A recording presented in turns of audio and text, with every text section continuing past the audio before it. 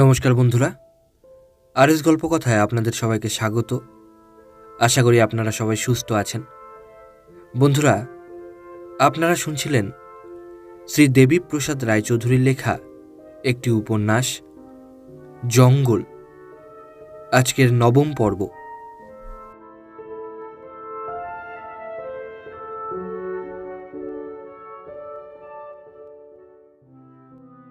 মুখুজ্জেমশাই বলছিলেন, রেস্ট হাউসে আস্তানা গাড়বার জন্য সদলবলে চলেছিলাম। গ্রাম ছাড়িয়ে সবে জঙ্গলের রাস্তায় উঠেছি। আমার কুকুর ঝিমো অযথা পাশের ঝোপের দিকে খানিকটা গিয়ে ডেকে উঠল ত্রাসের ভয়ে। সঙ্গে সঙ্গে ঝোপ তোলপাড় হয়ে গেল। তারপরই দেখি বিরাট বাঘ শূন্যে উঠছে। মুহূর্তের ঘটনা, বাঘ বিপরীত দিকের জঙ্গলে ঢুকে গেল। আমি ভরা বন্দুক হাতে নিয়ে হতভম্বের মতো দাঁড়িয়ে রইলাম। উড়ন্ত বাঘ, লোকেদের এলোমেলো ছোটাছুটি, গরুর গাড়ির খানায় পড়া ইত্যাদি বিশৃঙ্খলায় কি করব ভেবে পাচ্ছিলাম না।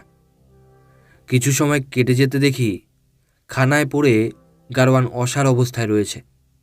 ভাবলাম গরু ভরকাতে গাড়ি উল্টাবার ভয়ে মাটিতে লাফিয়ে পড়েছিল, কোনো কঠিন পদার্থের সহিত ধাক্কা লাগায় অজ্ঞান হয়ে গিয়েছে। মুখে হাতে জল দিলেই ঠিক হয়ে যাবে। গাড়ি তখনও খাদে পড়ে কাত হয়ে আছে। বলদ দুটো প্রাণপণ শক্তিতে জোত ছেঁড়ার চেষ্টা চালিয়েছে। অধিকতর বিপদের সম্ভাবনায় থেকে থেকে কান খাড়া করে জোরে জোরে নিঃশ্বাস ফেলছে।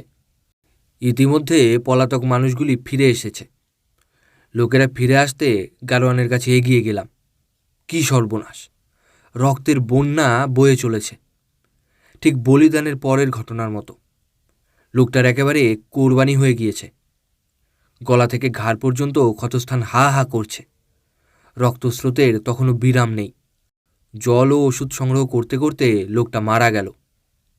জঙ্গলের পথ ছেড়ে আবার গ্রামের দিকেই ফিরলাম গাড়োয়ানের অন্তিম ব্যবস্থার জন্য। ভিন্ন গায়ের মানুষ, নিজের গাড়িতেই তার শবদেহ ফেরত পাঠালাম। এই ঘটনার পর 2 দিন কেটে গেছে জঙ্গলের রেস্ট হাউসে। স্বল্প পরিসর বারান্দায় ক্যানভাসে টুলে বসে আছি। সন্ধ্যা ঘনিয়ে এসেছে। চারধারে ঘন জঙ্গল, ছোট বড় ঝোপ দিয়ে শুরু। বাঘের আক্রমণে বহুবার মানুষকে ঘায়েল হতে দেখেছি, 2-1 মারাও পড়েছে। কিন্তু এইবারকার ঘটনা কেমনতর লাগছিল। দিনের বেলা অতগুলি লোকের মাঝে বাঘ লাফায় এবং ওরা অবস্থায় মানুষকে কোরবানি করে যায় কখনো দেখিনি। ঘটনাটি সচক্ষে না দেখলে ভোজবাজি বা স্বপ্নের কথা মনে হতো। বসে বসে বাঘের কথাই ভাবছিলাম। 3য় শ্রেণীর অস্থায়ী রেস্ট হাউস। জঙ্গলি এলাকায় বাতিলের সংখ্যায় পড়লে কি অবস্থা দাঁড়ায় তা যারা নিজেরা ব্যবহার না করেছেন তাদের নিকট বর্ণনা দেওয়া বৃথা। সংক্ষেপে স্থানটি আশ্রয় অপেক্ষা বিপদসংকুল বেশি। তবু ঝড় বৃষ্টি থেকে বাঁচতে হলে ফুটো ছাদ এবং ফাটা দেওয়ালই যথেষ্ট। বারান্দায় বসেছিলাম। ঝিমো হ্যারিকেন লণ্ঠনের পাশে লেজ কুকড়ে শুয়ে থেকে থেকে জঙ্গল এবং আমার দিকে তাকাচ্ছে। কেমন একটা আশ্রয়ের আবেদন। লেজটা একেবারে গুটানো, অশুভ লক্ষণ। ঘরের পাশ থেকেই জঙ্গল শুরু। যেদিকে তাকানো যায় সেই দিকে আতঙ্কের সম্ভাবনা সজাগ হয়ে আছে। এখানে বাঘের যে আচরণ দেখেছি তাতে বেপরোয়ার মতো হঠাৎ যে কোনো ঝোপ থেকে মুখ বার করলে রাইফেল তুলে টিপ করবারও সময় পাবো না। জঙ্গল ও বারান্দার মাঝে যে ব্যবধান তা 10 গজের বেশি নয়। ভেবে দেখলাম ঘরের ভিতরই ঢোকা ভালো। ঘরের ভিতরেও কি বেশিক্ষণ থাকার জো আছে? চামচিকের উৎকট গন্ধে এমন ঝাঁজ যে কিছুক্ষণ পরেই দম বন্ধ হবার উপক্রম হয়। তবু উঠতে হলো। ঘরের ভিতর একটিও জানালা নেই। সৌভাগ্যক্রমে চালার একটা কোণ ঝড়ে উড়ে গিয়েছিল। তা না হলে দরজা বন্ধ করলেই বাসস্থানটি অন্ধকূপে পরিণত হতো। দরজাও কি চাই ছিল? এখানে এসে আমাদের তৈরি করে নিতে হয়েছে, বাঁশের টাটির সঙ্গে শুকনো ঘাস লাগিয়ে, কোনো প্রকারে যৎসামান্য আড়ালের ব্যবস্থা মাত্র। একটি মাত্র লণ্ঠন, অপরটি দলের লোক গ্রামে নিয়ে গিয়েছে রান্নার ব্যবস্থার জন্য। গ্রাম রেস্ট হাউস থেকে 1 ফার্লংও হবে না। ডাক দিলে সাড়া পাওয়া যায়। ঘরের ভিতর আলোটা নিয়ে ঢুকতে যাবার সময় ঝিমোর ব্যবহার বেশ খটকা লাগিয়ে দিল। হঠাৎ সামনের ঝোপটার দিকে রোখাভাবেই ফিরে দাঁড়িয়েছিল। বেশ বুঝলাম এগিয়ে যাবার জন্য প্রস্তুত হয়ে উঠেছে। পরক্ষণে লেজ গুটিয়ে আমার পিছু নিল। ভিতরে এসে টাটির দরজা পাশের মোটা খাম্বার সঙ্গে ভালো করে দড়ি দিয়ে বেঁধে দিলাম। পাতা ক্যামখাটে বসতেই ঝিমো গা ঘেঁষে দাঁড়ালো। বন্ধু আমার এককালে দুর্দান্ত ছিল। লেপার্ডের সঙ্গে মল্লযুদ্ধের পর এমনভাবেই ঝিমিয়ে গিয়েছে যে ঘা সেরে গেলেও ঘটনার স্মৃতি আজও ভুলতে পারিনি। তবু ওকে সঙ্গে রাখি, বিপদের সম্ভাবনার সন্নিকটে জানলে উপযুক্ত সময়ে সাবধান করে দেয়। আলোটা কাছে নিয়ে অসমাপ্ত প্রবন্ধের পাতাগুলো গোড়া থেকে চোখ বুলিয়ে নিলাম। শিকারে না গেলে লেখা বা পড়াই আমার বনবাসের প্রধান সাথী। যুক্তি ও মীমাংসার আত্মপ্রশ্নে অনেকটা সময় কেটে গিয়েছিল বোধহয়। বাস্তবের ডাকে ঘড়ির দিকে তাকালাম। রাত হয়ে গিয়েছে। ক্ষুধার তাড়না প্রবল হয়ে উঠেছে। প্রবন্ধ পাঠ বন্ধ করে লোকগুলো এখনও আহার নিয়ে এলো না কেন ভাবতে লেগে গেলাম। জঙ্গলিরা আশ্বাস দিয়ে গেছে আলো সঙ্গে থাকলে এবং দলে ভারী হলে যে কোনো সময় তারা জঙ্গলের রাস্তা দেখিয়ে দেবে। প্রতিশ্রুতি রক্ষার দৃষ্টান্ত ক্রমান্বয়ে আমাকে রাগিয়ে তুলছিল। অদমনীয় ক্ষুধা মারমুখী হয়ে উঠেছে। ভিতরের জ্বালা বাইরে প্রকাশের জন্য প্রস্তুত হয়ে উঠেছি। একবার ওরা এলে হয়। সময় কেটে যেতে লাগলো, কেউ এলো না। রেগে এক গ্লাস জলই খেয়ে ফেললাম। এই সময় গ্রামে হৈ হৈ চিৎকার উঠল, তার সঙ্গে কুকুরের আর্তনাদ। অনুমান করলাম হয়তো লেপার্ড কুকুর নিতে এসেছিল। ঠিক ব্যাপারটা কি চিৎকার থেকে বোঝবার চেষ্টা করছি। কয়েক মিনিট কেটে গেছে। এমনই সময় ঝিমো বন্ধ দরজার দিকে তেড়ে গিয়ে ডেকে উঠল। কান খাড়া ও নাসারন্ধ্র বিস্তারিত করে গন্ধ শোকা, এবং তার সঙ্গে ওই ডাকের মানে আমি বুঝি। কালো বিলম্ব না করে খাট থেকে নামলাম। দোনলা বন্দুকে এলজি টোটা পুড়ে টাটি সংলগ্ন শুকনো ঘাস সন্তর্পণে সরাতে টর্চ লাগানো বন্দুকের নল বাইরে বার করতে অসুবিধা হলো না। বন্দুকে লাগানো টর্চের ব্যাটারির শক্তি নিঃশেষিত হয়ে গিয়েছিল, তাই ভিন্ন টর্চ ব্যবহার করতে হলো। একটু অসুবিধার মধ্যে পড়েছিলাম। এক হাতে টর্চ, অপর হাতে বন্দুক। তবে বন্দুক টাটির রেস্টের ওপর ছিল, গুলি চালাবার কোনো অসুবিধা হতো না। বন্দুকের বাট বগল দাবায় নিয়ে বা হাতের টর্চের সুইচ টিপলাম। সামনে আলো পড়তেই দুটো জ্বলন্ত আগুনের গোলা বারান্দার কিনারা থেকে দরজার দিকে যেন উড়ে এলো। তার সঙ্গে যে গর্জন শুনেছিলাম তা লিখে প্রকাশ করার শক্তি আমার নেই। পরক্ষণেই সব নিস্তব্ধ। দরজার ঝাঁকুনিতে টর্চ হাত থেকে পড়ে গেছে। বন্দুক তখনও ধরে আছি। ট্রিগার টেপবার সময় পাইনি। দৃষ্টি সামনে রেখেই বন্দুক সংলগ্ন আলো জ্বাললাম। ঝাপসা আলোয় কোথাও কিছু দেখতে পেলাম না। টাটির দরজা দোফলা হয়ে গিয়েছে। নিচু হয়ে বড় টর্চ তুলে নেবারও সাহস নেই। বন্দুকের আলোয় চারধারে ঘোরাতে লাগলাম। আলো ঝাপসা হলো। চোখের ওপর পড়লে প্রতিচ্ছটায় নিশানা করার অসুবিধা হবে না। আলো পড়লে বাঘের চোখ জ্বলে, কিন্তু পাওয়া গেল না বলে নিশ্চিন্ত হওয়ারও উপায় নেই। বুকের ভিতর দারুণ আলোড়ন চলেছে। মাটিতে জীবন্ত বাঘের সহিত ঘনিষ্ঠ সহবাস, তার উপর আক্রমণের পথ বাধাহীন। সময় কিভাবে কাটছিল বলা শক্ত। একটি থাবার আঁচড়ে দরজার বাধা যেভাবে তিরোহিত হয়েছে তা যদি নখি জানত, তাহলে এতক্ষণ আমার মাথাটা বাঘের মুখেই থেকে যেত। শিকারে এইরূপ আবেষ্টনীর ভিতর কখনো পড়িনি। থেকে থেকে টর্চের সুইচ টিপে চলেছি। আক্রমণকারীকে ভয় দেখানোর ওই এক অবলম্বন। অকস্মাৎ মাথার উপরে দমকা হওয়ার অনুভূতিতে চালার খোলা জায়গাটার দিকে দৃষ্টি পড়ল। উন্মুক্ত স্থানটি মাটি থেকে 4-5 হাতের ওপর হবে না। যতটা জায়গা খালি হয়ে গিয়েছে তার পরিধিও কম নয়। মাটিতে হলে অক্লেশে দুটো মোষ পাশাপাশি যাতায়াত করতে পারে। আতঙ্কিত হয়ে উঠলাম। বাঘ যদি ওই পথ দিয়ে ঘরের ভিতর লাফিয়ে আসে? অভিজ্ঞতা থেকে জানি আতঙ্কের কোনো ভিত্তি ছিল না, কারণ সাবধানী বাঘ।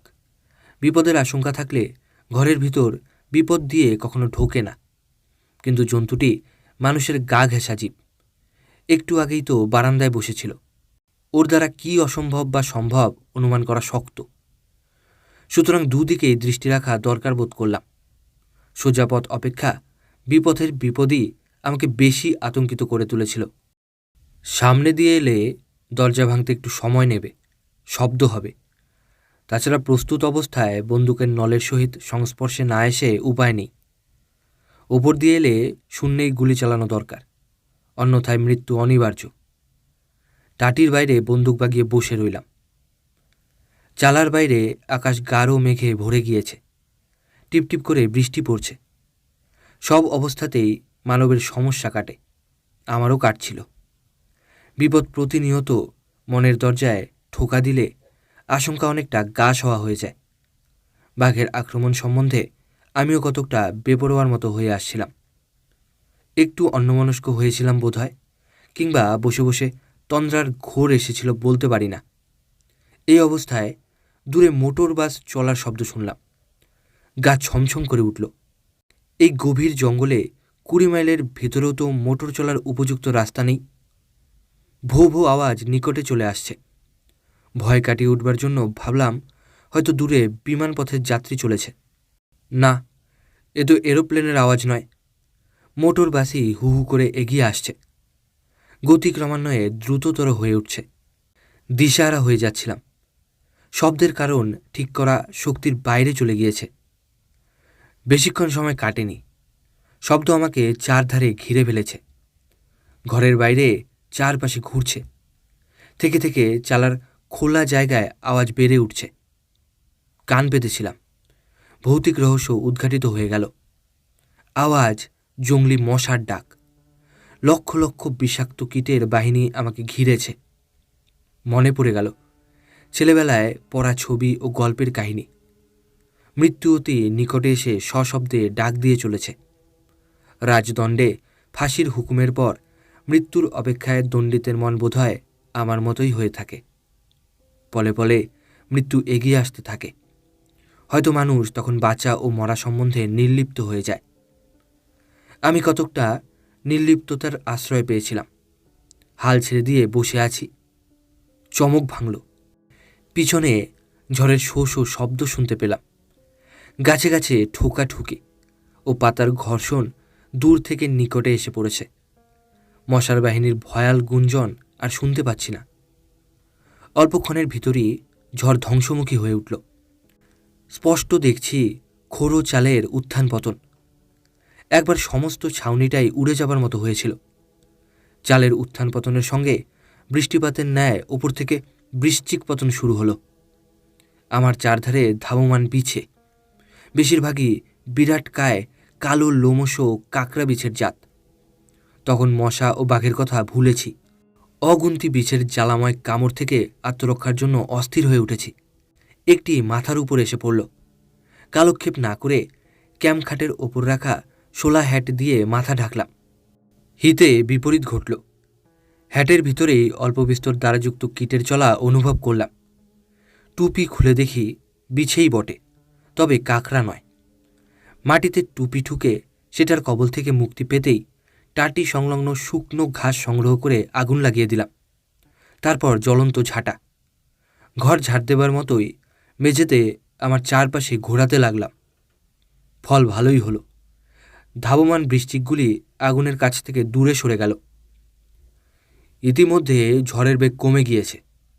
বৃষ্টির ফোঁটা বাড়তে বাড়তে মুষলধারায় বর্ষণ শুরু হলো।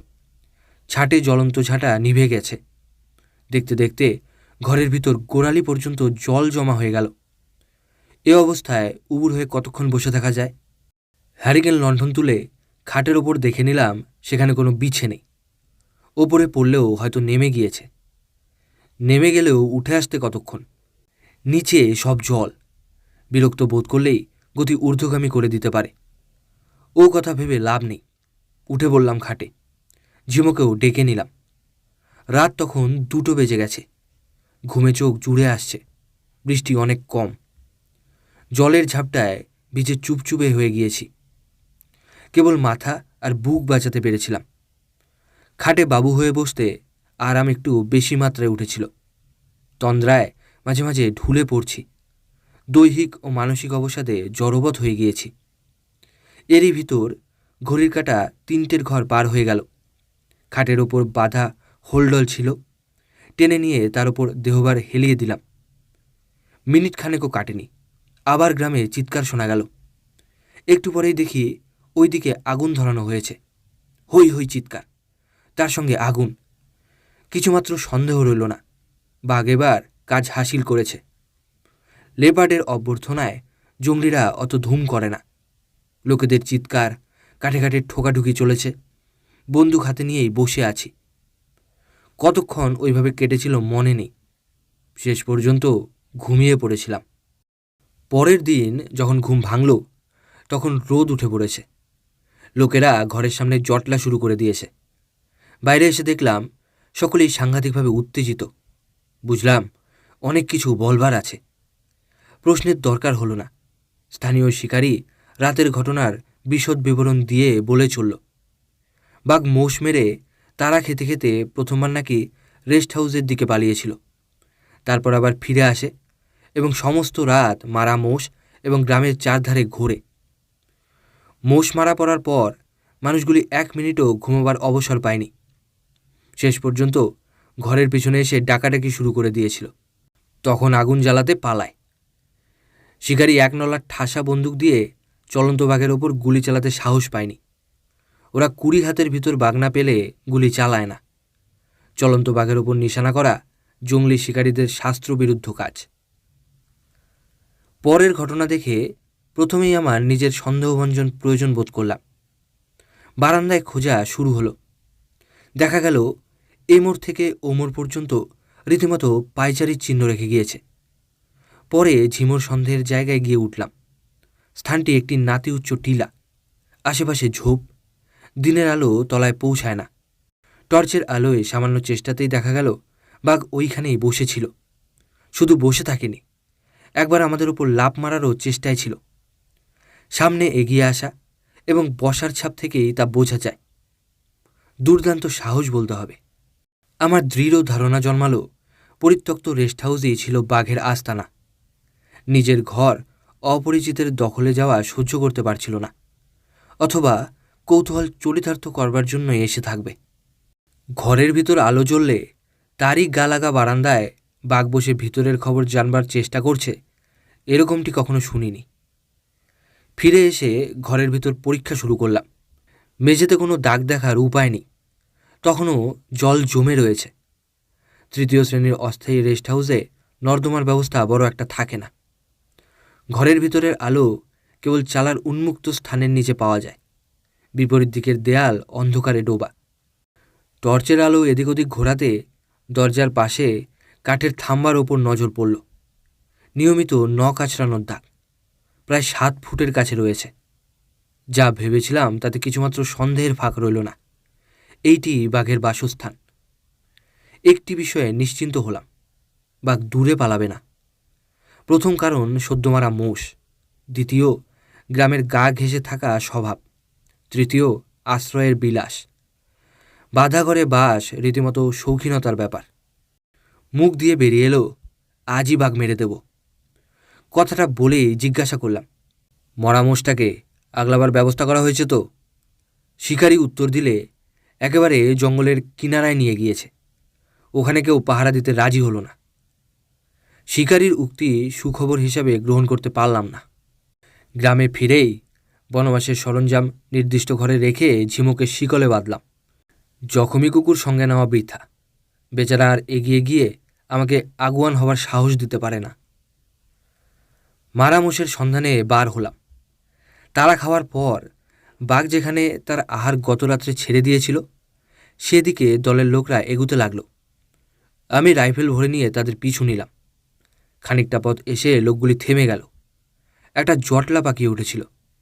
আমি ওদের ভিতর আসতে একজন দূরে একটি স্থান নির্দেশ করে বললে, ওইখানে মোষটাকে ফেলে দিয়েছিল। যে স্থানটি দেখালো তা 50-60 গজের ভিতর, চারধারে ঘন ঝোপ। আমি বললাম, আর একটু এগিয়ে দেখাও, রাত্রে দেখেছ, ঠিক ওইখানটা নাও হতে পারে। চলার পথে খাড়াই ঘাস এখান থেকে আরম্ভ। লোকগুলি আর এগুতে চায় না। সত্য কথা লুকাবো না, কেমন একটা অজ্ঞাত আতঙ্ক আমার ভিতরেও উকি মারছিল। ঝাড়া 4-5 ফুট খাড়াই উলু ঘাস, তলায় 2 হাতের ভিতর বাঘ যদি আত্মগোপন করে থাকে তো দেখবার উপায় নেই। তবে মাঝে মাঝে খোলা জমি আছে, তাতে ভরসার কিছু নেই। বাঘ আক্রমণ করে পালাবার পথে তার চেহারাটা হয়তো ক্ষণিকের জন্য নজরে আসতে পারে। শিকারির দিকে তাকালাম, সেও দেখি দোমনা। আবেদনীয় প্রভাবে আমারও ভিতরকার শিকারী কাবু হয়ে গিয়েছে, অথচ অহংকারকে নত করতে পারছি না। নিজের ব্যবহারে নিজের কাছেই লজ্জিত হয়ে পড়ছিলাম। দ্বিধা ও সাহসের টানাপোড়েনে শেষ পর্যন্ত অহমিকাই জয়ী হয়ে উঠল। একলাই সকলকে ফেলে এগুতে লাগলাম।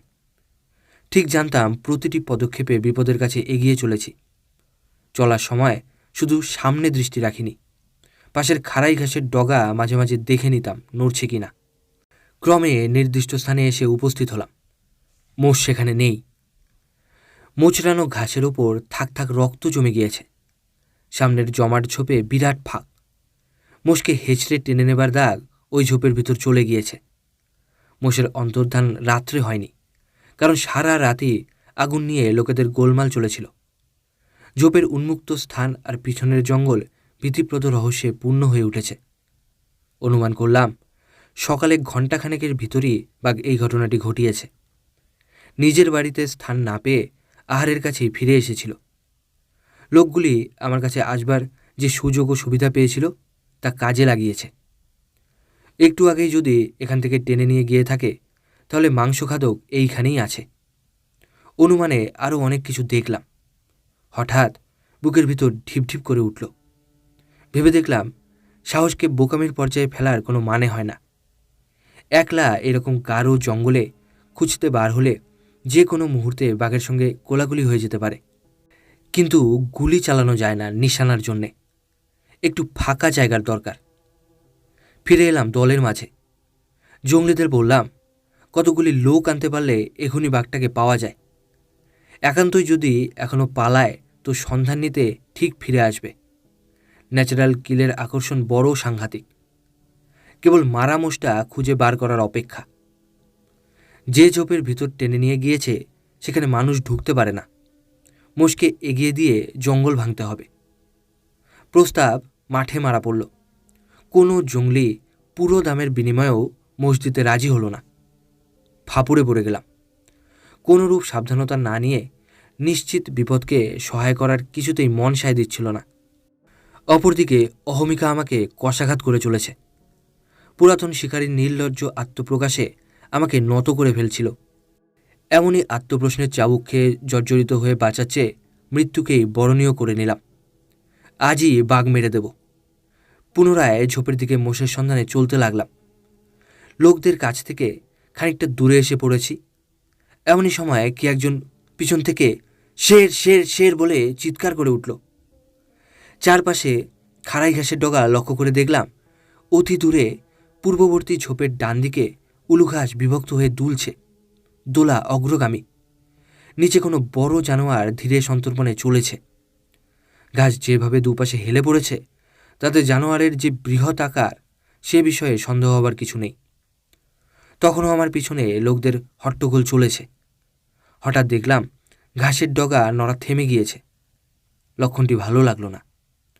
আক্রমণ অথবা পলায়ন দুটোর যে কোনো একটা ঘটতে পারে। একটা সান্ত্বনা পেলাম। যেখানে মোষের চাপ রক্ত দেখেছিলাম তার নিকটে একটি গাছ আছে, কতকটা বাবলা গাছের মতো, তবে আকারে অনেক বড়। ওপরে উঠতে পারলে শিকার করা চলে এবং শিকার হয়ে যাওয়া থেকে বাঁচাও যায়। মনকে দৃঢ় করে গাছের দিকে এগুতে লাগলাম। দৃষ্টি ক্ষণে ক্ষণে যেখানে ঘাসের ডগার নড়া থেমে গিয়েছিল সেই দিকে নিক্ষেপ করতে লাগলাম। আশ্রয়ের কাছে এসে দেখলাম গাছ কাঁটায় ভরা। তবু ওপরে ওঠা ছাড়া উপায় ছিল না। ওপরে উঠবার সময় কাঁটা সামলাতে গিয়ে বিপদসংকুল স্থানটির দিকে দৃষ্টি ঠিক রাখতে পারিনি। যাক, অনতি বিলম্বে বিপদের কেন্দ্র থেকে অনেকটা ওপরে উঠে গিয়েছি। যেখানে বাঘের চলা থেমে গিয়েছিল সেই দিকে মুখ করে রাইফেল বাগিয়ে ডালের ওপর বসতে যাচ্ছিলাম। বসা আর হলো না। বাঘ নিচের ঝোপ থেকে মাথা বার করেছে। মুহূর্তের ভিতর সমস্ত দেহটা বার হয়ে এলো। তারপরে বিকট গর্জন আর লাফ। অকস্মাৎ ভূমিকম্পে পাহাড় ধসে যাবার মতো ঘটনা। হাই ভেলোসিটি 500 বোর রাইফেল হাতে অভিজ্ঞ শিকারী জ্ঞান হারাতে বসেছিল। হুঙ্কার আমাকে রীতিমতো নাড়া দিয়েছিল। টলয়মান সাহস নিয়ে প্রাণ রক্ষার চেষ্টা করলাম। নানা বাধা অগ্রাহ্য করে কোনো প্রকারে রাইফেলের নল ঘোরালাম। নল ঘুরল বটে, কিন্তু উল্টো অবস্থায়। ম্যাগাজিন চেম্বার ঊর্ধ্বমুখী হয়ে আছে। অস্ত্রের সর্বাঙ্গে লতার বের। ঘুরিয়ে সোজা করবার উপায় নেই। লতার বের থেকে নলকে মুক্ত করবার চেষ্টা করছি, এমনই সময় বাঘ লাফ মারল। পরক্ষণে একটি থাবা আমি যে ডালে দাঁড়িয়েছিলাম তার নিচের ডালে এসে পড়ল। বাঘ শূন্যে ঝুলছে এবং প্রাণপণ শক্তিতে ওপরে উঠবার চেষ্টা করছে। তখনও বন্দুকের নল বাঘের দিকে নিয়ে আসতে পারিনি। লতার বাঁধনে আটকে পড়েছিল। মরিয়া হয়ে টান মারলাম। বন্দুকের নল ফিরল বটে, কিন্তু ঝাঁকুনিতে আমার পা পিছলে নিচের ডালে এসে পড়ল। অন্য ডালের ঠেকা না পেলে মাটিতে এসে পড়তাম। যেখানে আমার ডান পা এসে পড়ল সেইখানে বাঘের মুখ। তখন কি ঘটছে না ঘটছে ঠিক বুঝে যে কাজ করছিলাম তা বলতে পারি না। বাঁচার দারুণ আবেগ আমাকে যন্ত্রচালিতের মতো করে ফেলেছিল। কেমন করে বন্দুকের নল বাঘের মুখের সামনে এনে ফেলেছি। মাথার দিকে আনবার আগেই নলের ওপর কামড় পড়ল। কামড়েই সে ওপরে উঠতে চায়। আমি বন্দুক ঠেলেই বাধা দেবার চেষ্টা চালিয়েছি। ট্রিগার আঙুলের ওপর রয়েছে, অথচ টেপার কথা ভুলেছি। ঠেলাঠেলিতে আমার অজ্ঞাতেই ট্রিগার পড়ে গেল। বন্দুকের নল তখন বাঘের গলার ভিতর। এইটুকু মনে আছে, বন্দুকের অস্বাভাবিক আওয়াজ শুনেছিলাম। তার পর মুহূর্তে দুজনায় মাটিতে পড়ে গেলাম। মহানন্দীর পরের ঘটনায় বাঘের চামড়ার বালাপোষ, আমার হাসপাতালবাস, অনেক কিছুই আছে। তা নিয়ে গল্প বাড়িয়ে লাভ নেই। শেষের কথায় এইটুকু বলতে পারি, আমার শিকার ট্রফির মধ্যে বাঘে কামড়ানো বিকল রাইফেল একটি প্রধান প্রদর্শনীর স্থান দখল করে আছে।